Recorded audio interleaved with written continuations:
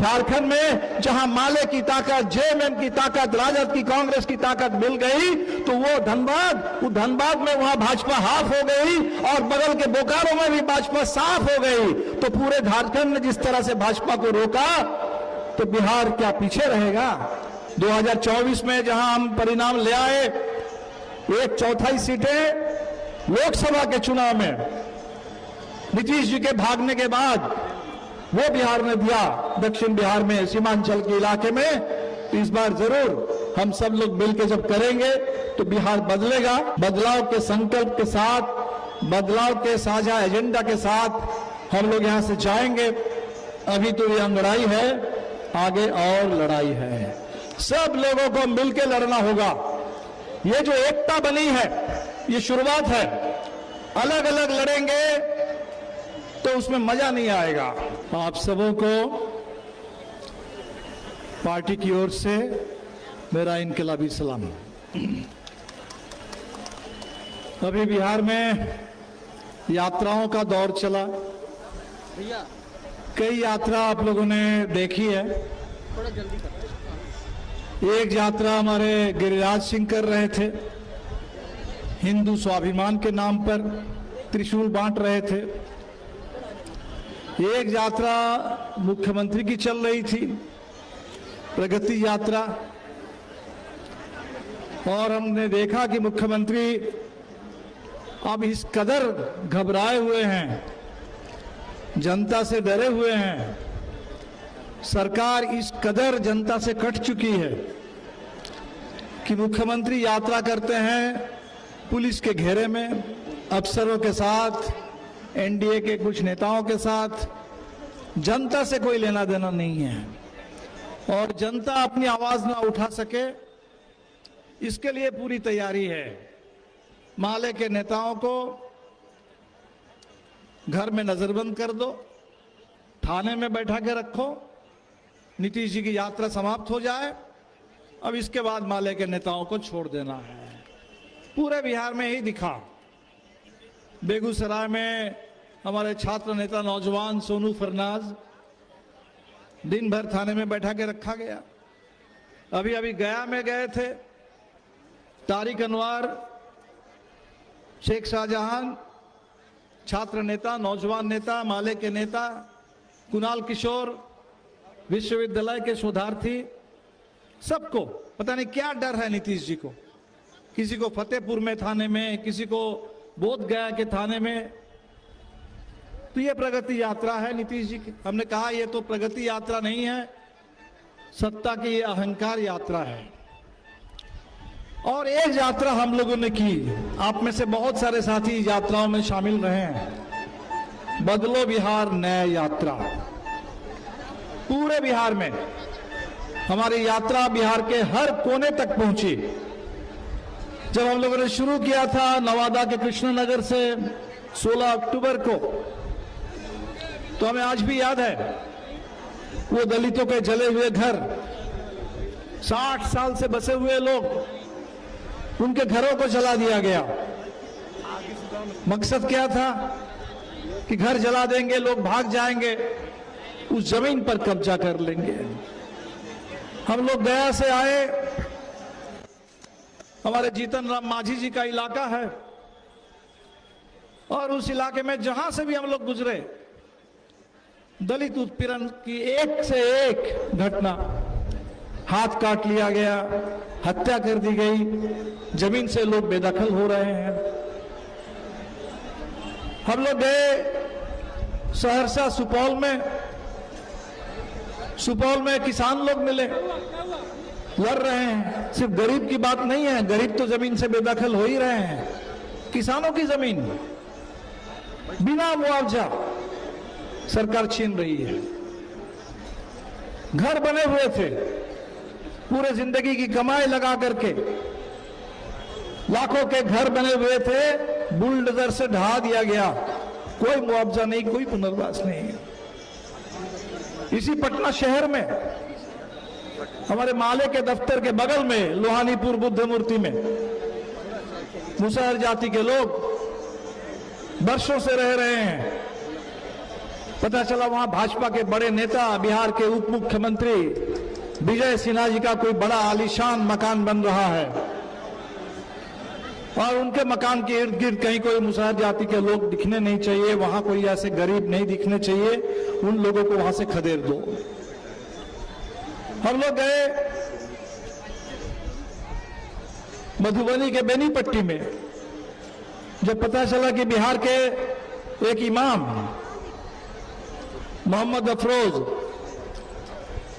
सुबह किस तरह से पुलिस ने उनको रोक लिया वाहन चेकिंग के नाम पर, और किस तरीके से, शर्म से मेरा सर झुक गया सुनते हुए कि आजादी के इतने साल बाद, संविधान के 75 साल के बाद, जहां बाबा साहब अंबेडकर ने कहा था कि इस देश में धर्म के आधार पर कोई भेदभाव नहीं होगा, वहां वो इमाम हमें बता रहे थे कि दाढ़ी नोच करके अपमानित किया गया, पीटा गया। हम लोग गए मुजफ्फरपुर के कांटी में, 18 साल का बच्चा शिवम झा बाइक चोरी का इल्जाम लगा दिया और थाने में पीट पीट करके मार दिया। उसके पूरे परिवार के लोग रो रहे थे। उन्होंने कहा कि लोग मांग रहे थे थाने वाले कि 1 लाख रुपए दे दो, बेटे को छोड़ देंगे। गरीब लोग हैं, कहां से 1 लाख रुपए देंगे। बेटे को छोड़ा नहीं, पीट पीट करके मार दिया। तो हमने उसी समय यह सोचा कि ये जो बिहार की पीड़ा है, ये जो लोग परेशान हैं, गरीब, किसान, मजदूर, शहर में, गांव में, महिलाएं, दलित, आदिवासी, मुस्लिम समुदाय के लोग, परेशानी तो हर जगह है, पीड़ा हर जगह है।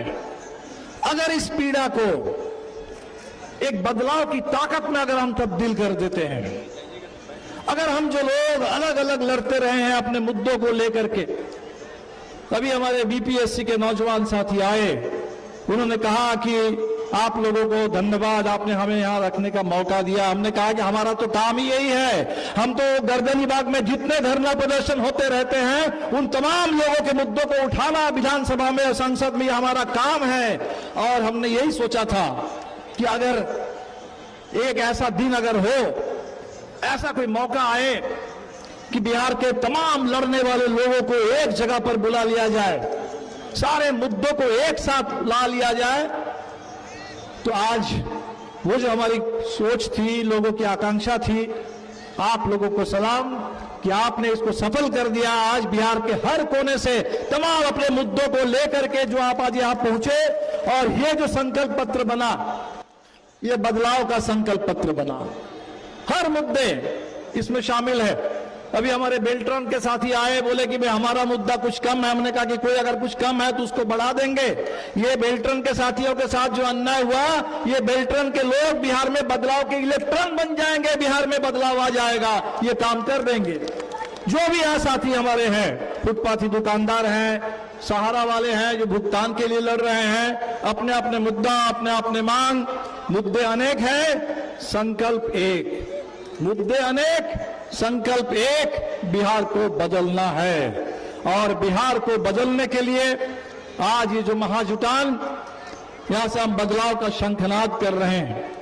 हमने देखा कि अभी एक सर्वे आया है, चुनाव का साल है, सर्वे वालों का काम है कि जनता से थोड़ा पता किया जाए कि भाई लोगों का मूड क्या बन रहा है। तो कुछ लोगों ने सर्वे किया, तो सर्वे में पता चला कि 50% लोगों ने कह दिया, जो बात आज आप गांधी मैदान में कह रहे हैं, ये आपकी बात सिर्फ नहीं है। बिहार में 50% उस सर्वे का जो परिणाम है कि 50% ने कह दिया कि सरकार बेकार है और इस सरकार का समय समाप्त हो चुका है, अब इस सरकार को बदल देना है, 50% ने कह दिया। आगे और 25% है, अभी मन नहीं बना पाया कि सरकार को बदलना है, लेकिन मान लिया कि सरकार बेकार है। 75% कह रहा है कि सरकार बेकार है, तो 75% लोग जब मान लेंगे कि सरकार बेकार है और बदलना है, तो वो एनडीए वालों को, भाजपा वालों को ख्याली पुलाव पकाने दीजिए, उनको बोलने दीजिए कि हमने महाराष्ट्र कब्जा कर लिया, दिल्ली कब्जा कर लिया, बिहार कब्जा कर लेंगे। उनको बोलने दीजिए। हमारे बगल में झारखंड है, अभी अरूप जी बोल के गए हैं कि झारखंड में जहां माले की ताकत, जेएमएम की ताकत, राजद की, कांग्रेस की ताकत मिल गई तो वो धनबाद में वहां भाजपा हाफ हो गई और बगल के बोकारो में भी भाजपा साफ हो गई। तो पूरे झारखंड ने जिस तरह से भाजपा को रोका तो बिहार क्या पीछे रहेगा? बिहार आगे बढ़ेगा। 2020 में जहां गाड़ी रुकी थी, गाड़ी वहां से आगे बढ़ेगी। 2024 में जहां हम परिणाम ले आए, 1/4 सीटें लोकसभा के चुनाव में नीतीश जी के भागने के बाद वो बिहार ने दिया, दक्षिण बिहार में, सीमांचल के इलाके में। तो इस बार जरूर हम सब लोग मिलकर जब करेंगे तो बिहार बदलेगा। बदलाव के संकल्प के साथ, बदलाव के साझा एजेंडा के साथ हम लोग यहां से जाएंगे। अभी तो ये लड़ाई है, आगे और लड़ाई है। सब लोगों को मिलकर लड़ना होगा। ये जो एकता बनी है, ये शुरुआत है। अलग अलग लड़ेंगे तो उसमें मजा नहीं आएगा। आप देखिए किसानों को एक साथ मिलकर के देश के किसान संगठनों ने तय कर लिया कि दिल्ली में डेरा डालेंगे। दिल्ली की सीमा पर आके बैठ गए, साल भर बैठे रहे। और वो मोदी सरकार, नीतीश जी से भी कहीं ज्यादा घमंडी सरकार, उस घमंडी नेता को पीछे हटना पड़ा। वो 3 कृषि कानून वापस हो गए।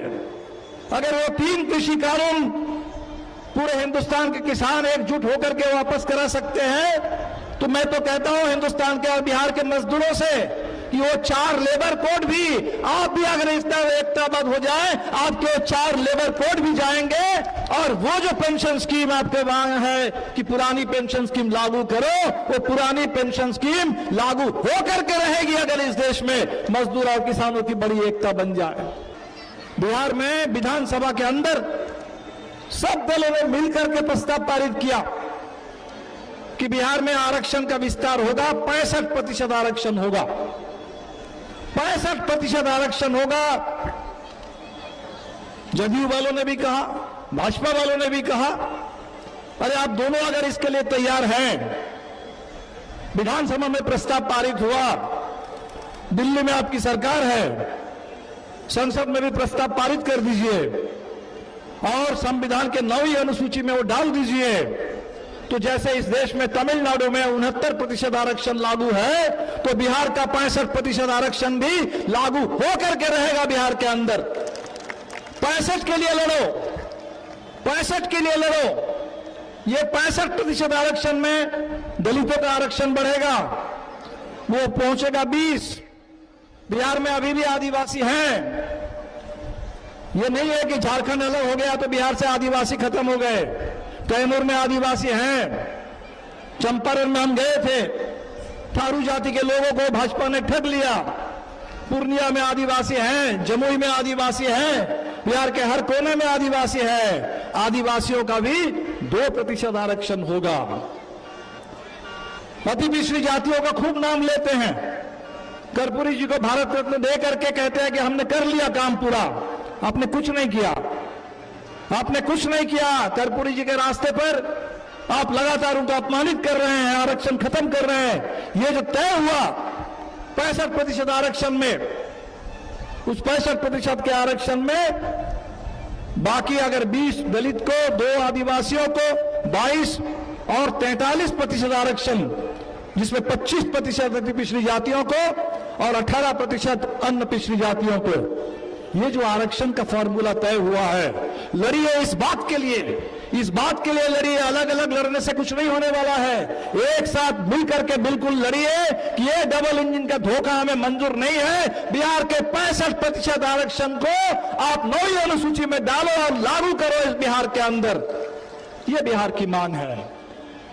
कहते हैं कि बिहार को विशेष राज्य बनाएंगे। नीतीश जी कहते थे, 20 साल तो बीत गए, लगातार तो पहले ही कहते थे कि विशेष राज्य का दर्जा मिलेगा। कितने लोगों से उन्होंने कहा कि नाखून काट के दे दो, नाखून काट के दे दो, बिहार का डीएनए, बिहार का क्या क्या बात हो रही थी। सारे लोगों ने कहा कि नहीं नहीं, विशेष राज्य के दर्जे के लिए सब लोगों ने दिया। क्या हुआ? आप कह रहे कि विशेष राज्य का दर्जा अब नहीं मिलेगा, विशेष पैकेज मिलेगा। चलो विशेष पैकेज मिलेगा, तो विशेष पैकेज के नाम पर क्या विशेष मिला? विशेष धोखा मिला। विशेष राज्य नहीं, विशेष पैकेज नहीं, विशेष आपको बिहार के लिए विशेष धोखा, डबल इंजन का डबल धोखा। अरे भाई, बिहार को 65% अगर आरक्षण आप नहीं देंगे, बिहार के गरीबों को जो 2-2 लाख आपने कहा है, महागरीब को, महागरीब 6,000 से कम आमदनी, उनको 2 लाख रुपए देने की आपने घोषणा की थी। 1 साल बीत गया, एक परिवार को भी 2 लाख रुपए नहीं मिले बिहार में, तो कौन सा विशेष पैकेज आ रहा है? पूरे बिहार में इस समय हमारे साथी बता रहा है कि एक भी कॉलेज नहीं खुला है पिछले 20 साल में, स्कूलों को बंद कर रहे हैं, तो सरकारी शिक्षा का विस्तार नहीं है, तो कौन सा विशेष पैकेज हो गया? अस्पताल, अभी हमारे यहां सारे लोग आए हैं, आशा, आंगनबाड़ी से लेकर के ग्रामीण चिकित्सक, सब लोग जिनके बल पर बिहार में स्वास्थ्य व्यवस्था चल रही है, आपने कुछ भी उनके लिए नहीं किया।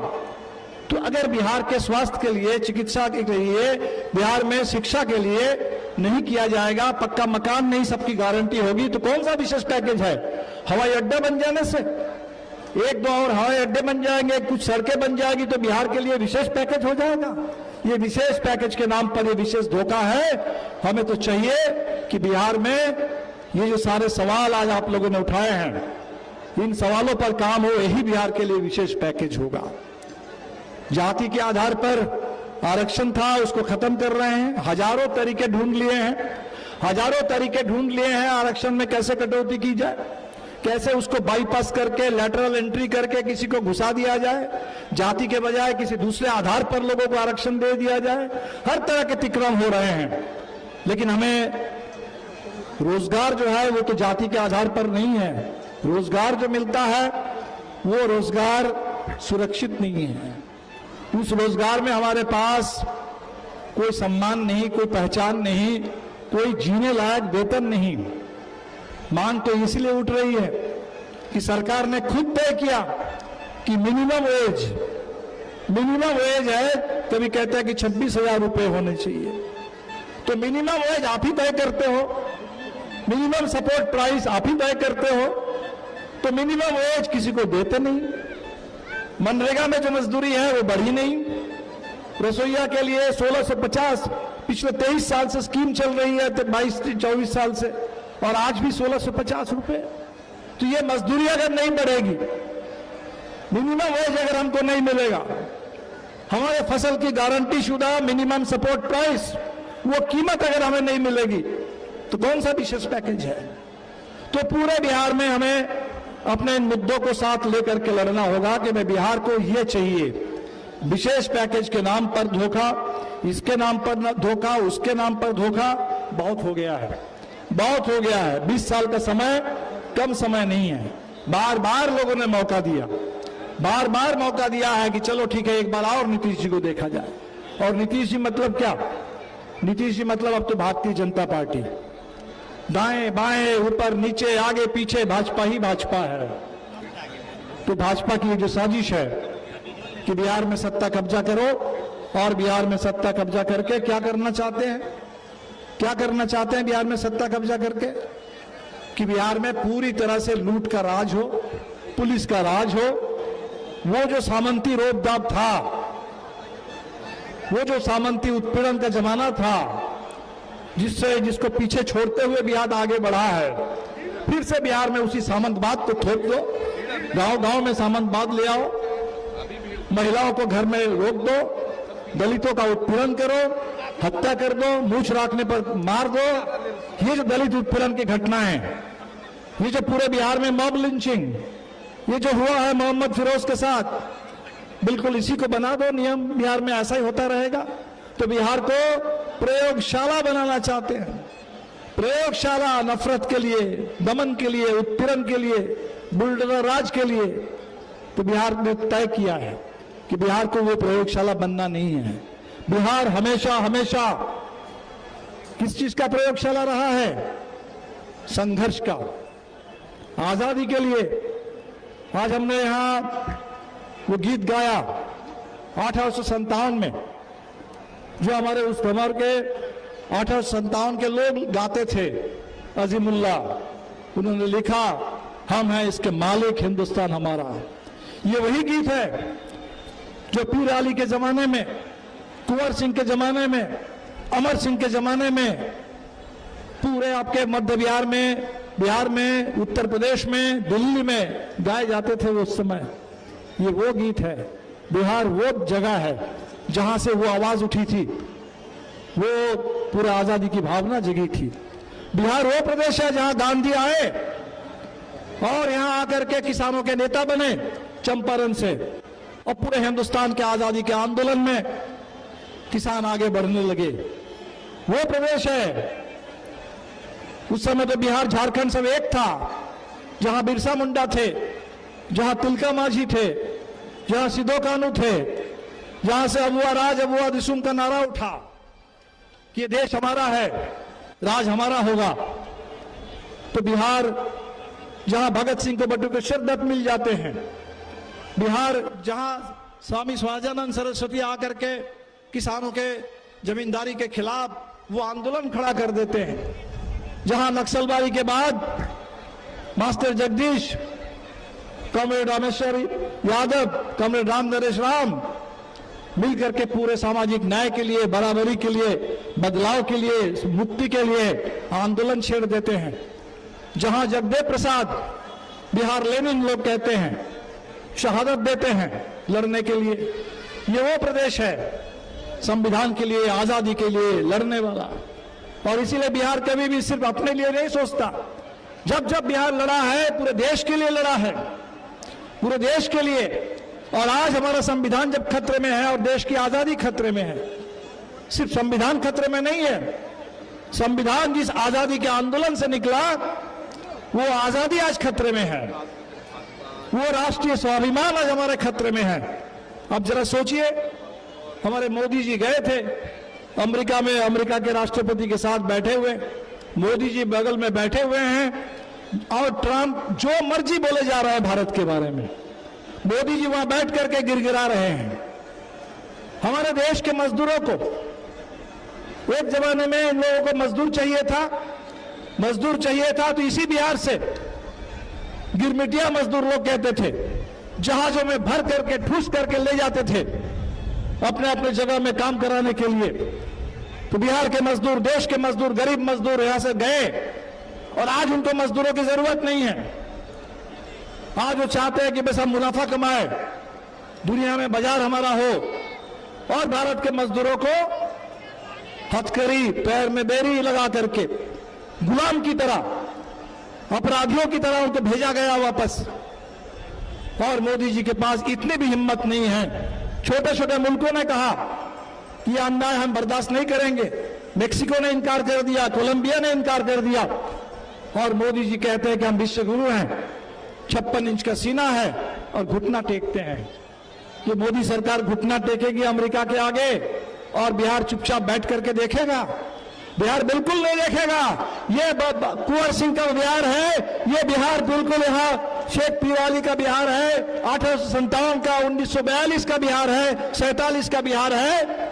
तो आज अमेरिका के सामने, उस समय अंग्रेजों के सामने दलाली करते थे, आज अमेरिका के आगे घुटने टेक रहे हैं। तो आजादी का झंडा भी सबसे पहले बिहार से बुलंद होगा। तो बिहार की लड़ाई लंबी लड़ाई है, बड़ी लड़ाई है, सबकी लड़ाई है, साझी लड़ाई है।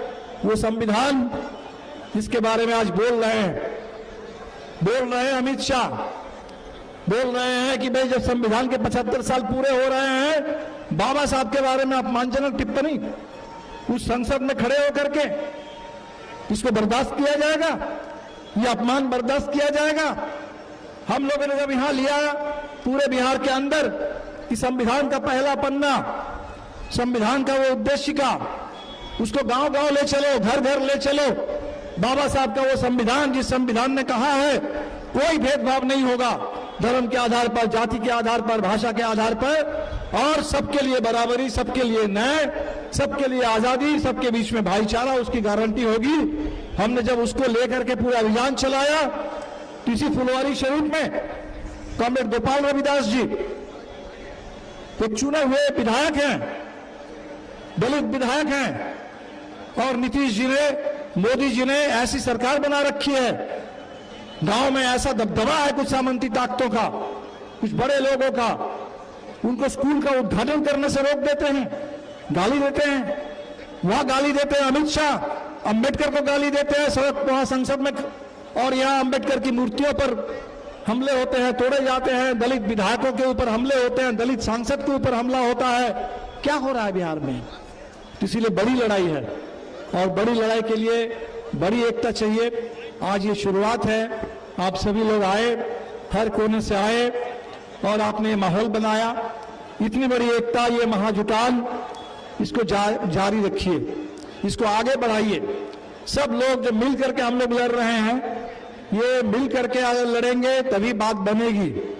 इसलिए और ज्यादा वो सारे सवाल, वो सामाजिक सवाल है, वो आर्थिक सवाल है, वो हमारे तमाम अधिकारों के सवाल है, संविधान रक्षा का सवाल है, वो किसान की जमीन बचाने का, खेती बचाने का सवाल है, गरीबों के पक्के मकान का सवाल है।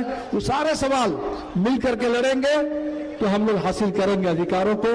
ये महाजुटान ने अच्छी शुरुआत कर दी। आप सभी साथियों से अपील करेंगे कि आपने जिस तरह से, जिस उत्साह के साथ, जिस संकल्प के साथ आज यहाँ आए और इसको सफल बनाए, इसको जारी रखिए। जब लौट करके जाएंगे, घर घर, जन जन तक इस संदेश को पहुंचाइए।